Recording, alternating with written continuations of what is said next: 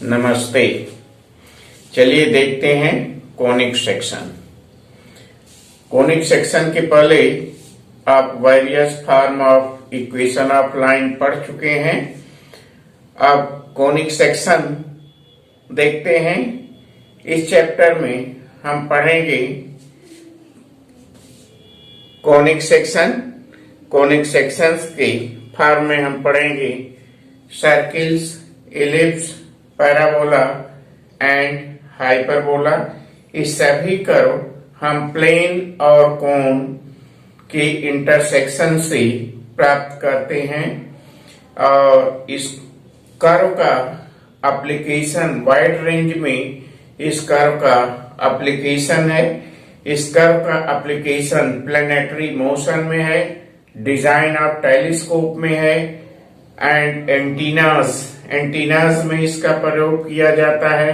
Reflectors इन flash light आप देखते होंगे, डे टू डे लाइफ में देखते होंगे। तो रिफ्लेक्टर्स के रूप में इसका प्रयोग किया जाता है। Reflectors in flash light and automobiles के हेडलाइट्स के रूप में भी इन सारे कर्व्स का उपयोग किया जाता है। तो सबसे पहले हम देखते हैं कि सेक्शन ऑफ कोन क्या होता है। पैराबोला और हाइपरबोला का नाम मैथमेटिशियन अपोलोनियस ने दिया था। तो हम सबसे पहले देखते हैं कि सेक्शन ऑफ कोन क्या होता है। तो चलिए देखते हैं सेक्शन ऑफ कोन। तो सेक्शन ऑफ कोन क्या होता है।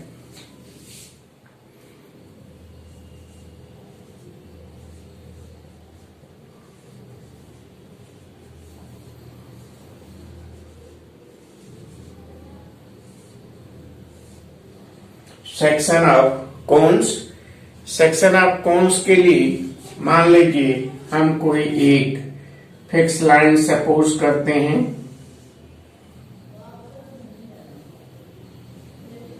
ये हमारा कोई फिक्स लाइन हो गया प्लेन में, और कोई दूसरा लाइन एम कंसीडर करते हैं जो इसको बी पर इंटरसेक्ट करता है, वर्टेक्स बी पर इंटरसेक्ट करता है और इस लाइन से एंगल अल्फा फॉर्म करता है।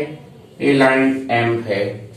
यदि हम इस लाइन एम को एल के अबाउट रोटेट करें, तेजी से रोटेट करें, तो हमें डबल नैप्ड कोन फॉर्म होता है। हलो से डबल नैप्ड कोन फॉर्म होता है।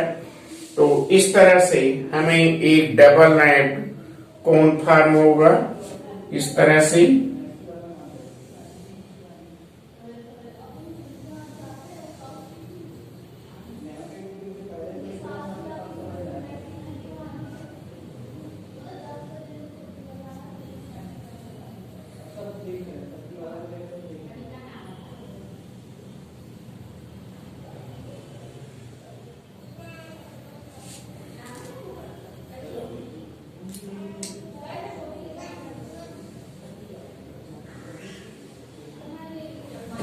डबल नाइफ्ड कोन फॉर्म होता है जिसमें कि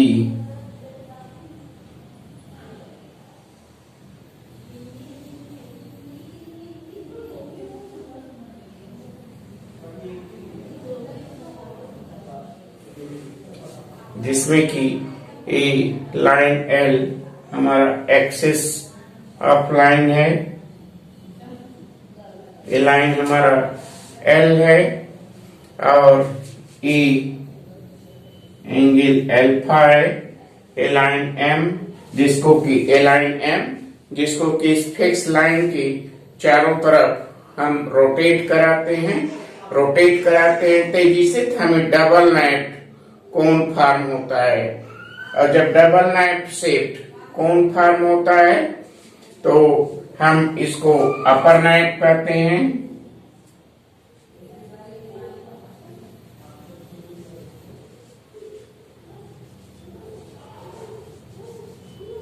इसको हम अपर नाइफ कहते हैं।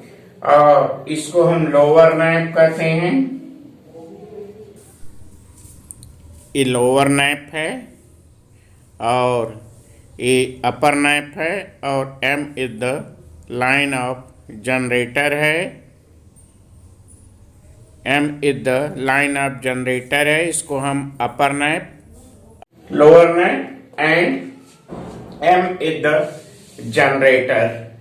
जनरेटर है। A is the angle and here B is the vertex of the cone. जब हम किसी प्लेन से इस डबल नाइफ कोन का इंटरसेक्शन कराते हैं, इंटरसेक्ट करते हैं, तो क्या होता है, प्लेन या तो इसके वर्टेक्स से पास होता है, वर्टेक्स पर इंटरसेक्ट करता है, या अपर नाइफ या लोअर नाइफ की किसी भी पोर्शन को इंटरसेक्ट करता है। अपर नाइफ या लोअर नाइफ को इंटरसेक्ट। और ये हमारा हो गया कोन, ये हमारा कोन हो गया। और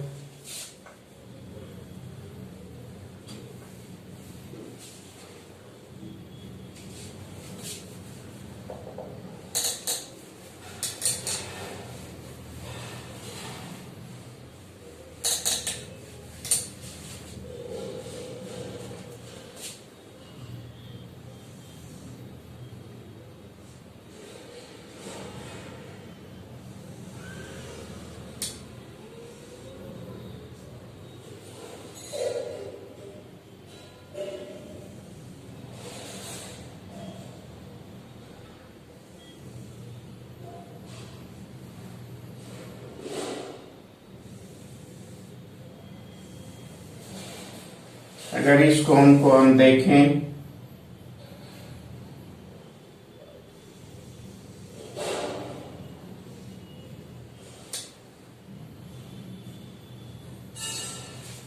इस कोन को देखें,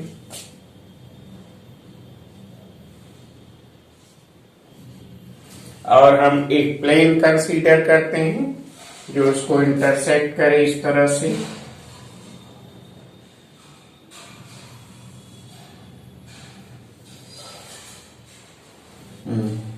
ये प्लेन देखते हैं,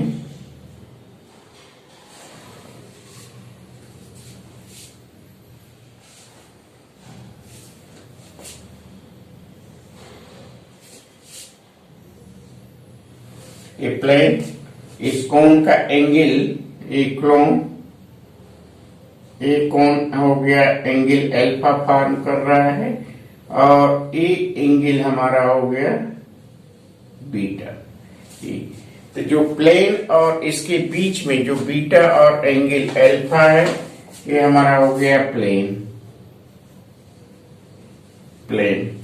तो प्लेन और ये डबल नाइफ कोन के इंटरसेक्शन से हम डिफरेंट फिगर फाइंड आउट करते हैं।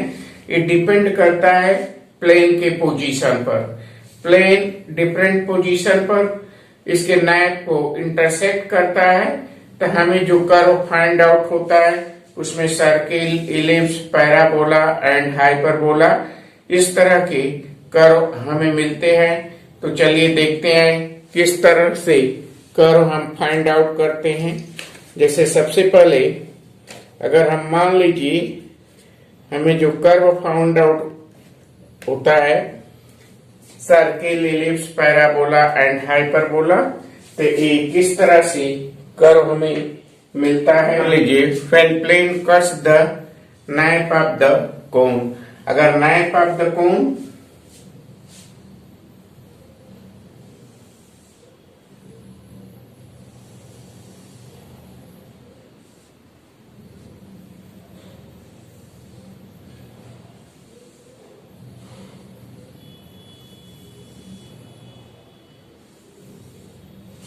डिफरेंट पोजीशन होता है,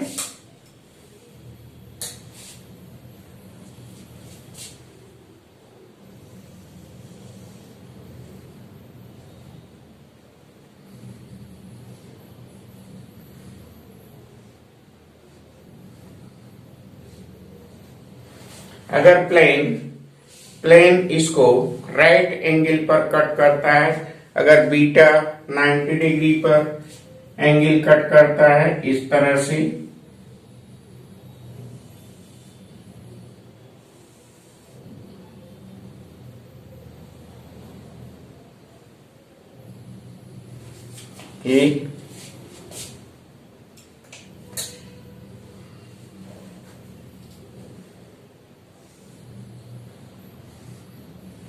ये हमारा प्लेन हो गया और ए एंगल हमारा हो गया beta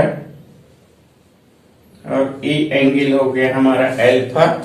when beta equal to 90 degree then the section is circle. तो when plane cuts the naps of the cone, when plane cuts the naps of the cone, when plane cuts the naps of the cone,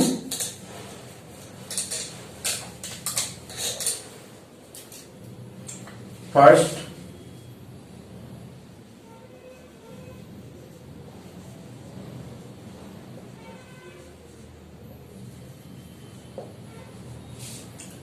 cuts the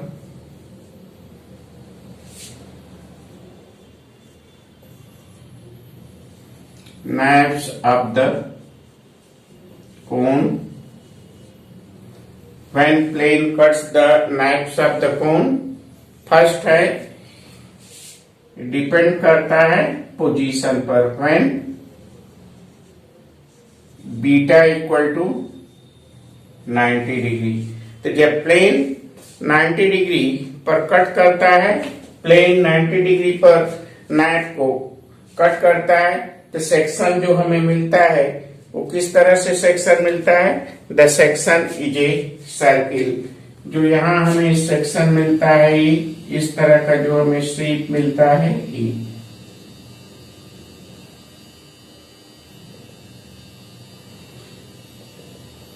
इस तरह का जो हमें shape मिलता है वो इस सर्किल की फॉर्म का मिलता है।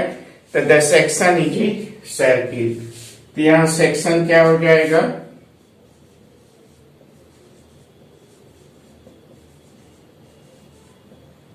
The section is circle.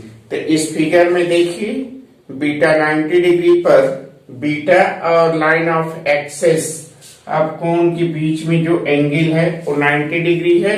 जब 90 डिग्री पर नाइफ को कोण के नाइफ को इंटरसेक्ट करता है तो हमें जो शेप मिलता है, जो सेक्शन मिलता है वो सर्किल के फॉर्म में मिलता है।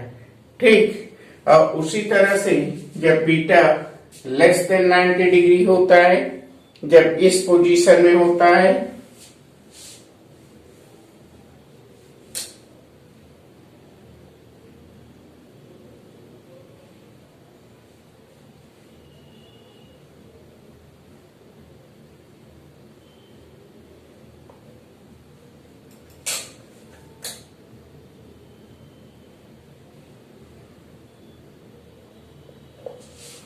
जब हम इसको इस पोजीशन में देखें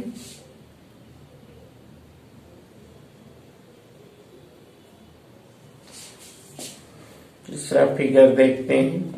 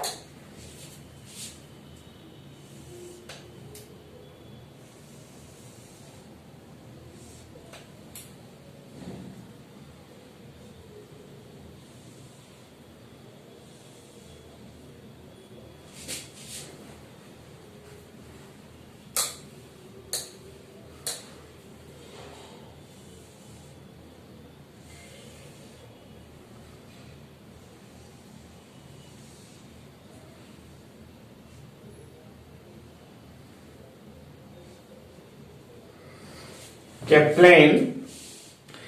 प्लेन 90 डिग्री से beta beta angle less than 90 degree होता है, प्लेन इस पोजीशन में इंटरसेक्ट करता है,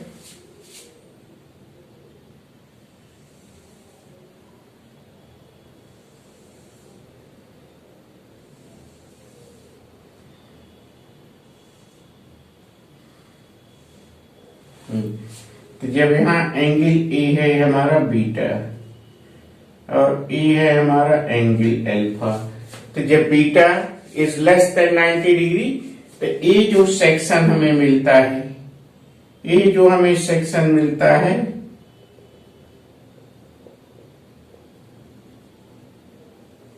ये सेक्शन मिलता है इलिप्स के रूप में। तो बी पार्ट है when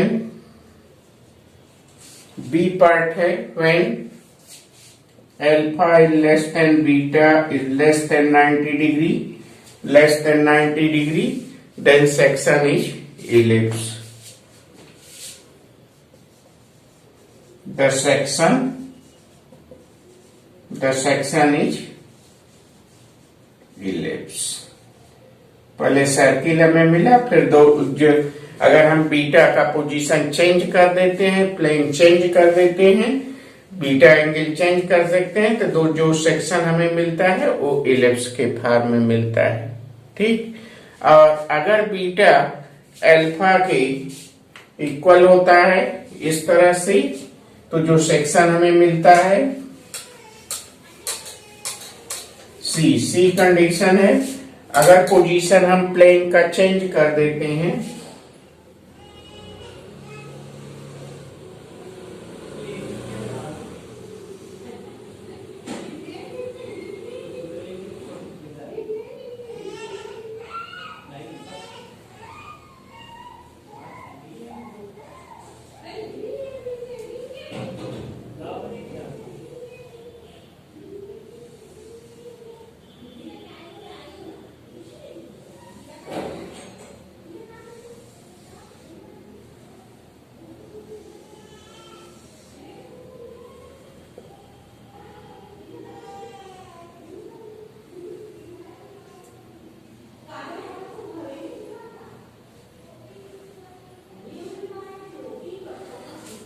जब हम बीटा अल्फा के इक्वल रखते हैं, जब प्लेन का पोजीशन इस तरह होता है, हमारा प्लेन का पोजीशन इस तरह होता है अल्फा, हमारा एंगल अल्फा क्या है, अल्फा हमारा एंगल, ये एंगल है हमारा अल्फा,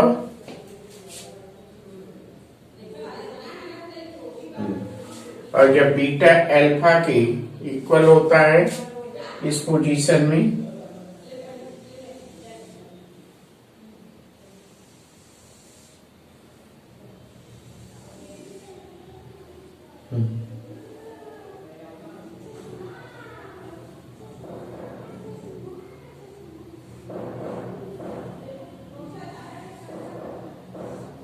जब प्लेन इस पोजीशन में होता है, प्लेन इस पोजीशन में होता है, तो जो हमारा एंगल बीटा है, एंगल बीटा हमारा ये हो गया,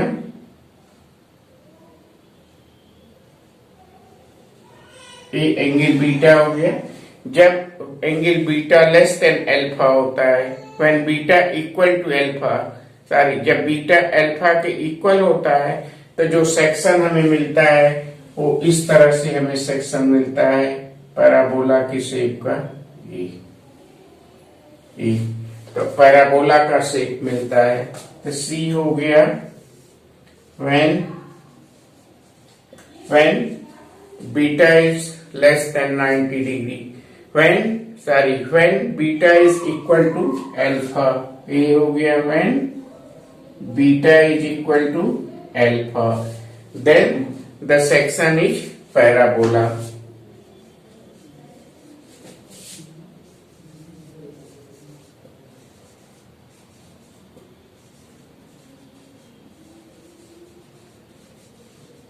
तो जो सेक्शन हमें मिलता है वो पैराबोला मिलता है।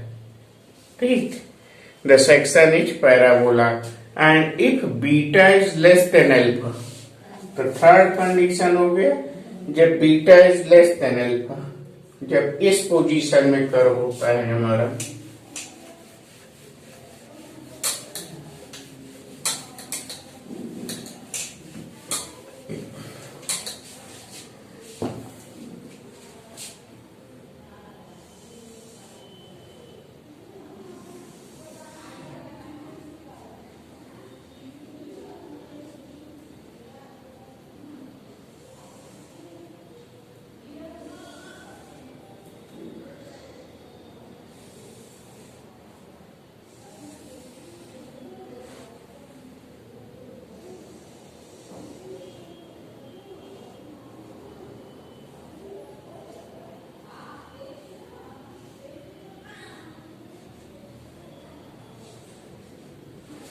और ये हमारा हो गया अल्फा। और जब beta is less than alpha, जब बीटा का वैल्यू अल्फा से लेस होता है, मतलब कि प्लेन लेस होता है, प्लेन इस पोजीशन में होता है हमारा, हमारा जो प्लेन होगा वो इस पोजीशन में होगा, जो भी प्लेन होगा हमारा इस पोजीशन में होगा। ये हो गया।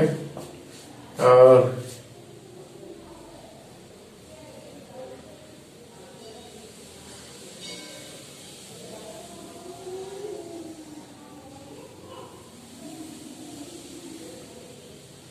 ये इस तरह से जो प्लेन होगा हमारा, और ये हमारा हो गया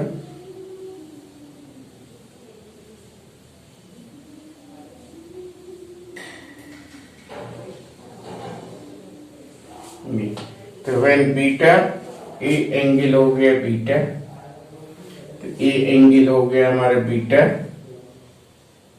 तो beta is less than alpha, तो beta is less than alpha, तो इस केस में जो कर्व होगा वो इस तरह होगा, ये होगा। और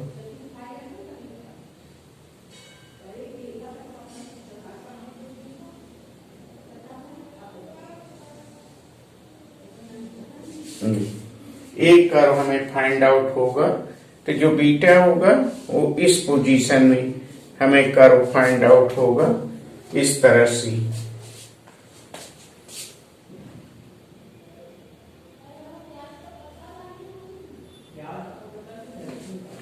ये जो कर्व हमें फाइंड आउट होगा ए और ए कर्व हमें फाइंड आउट होगा, तो हम थर्ड को लिखते हैं when when 0 is less than equal to beta is less than alpha, then the curves of intersection is hyperbola. Then the curves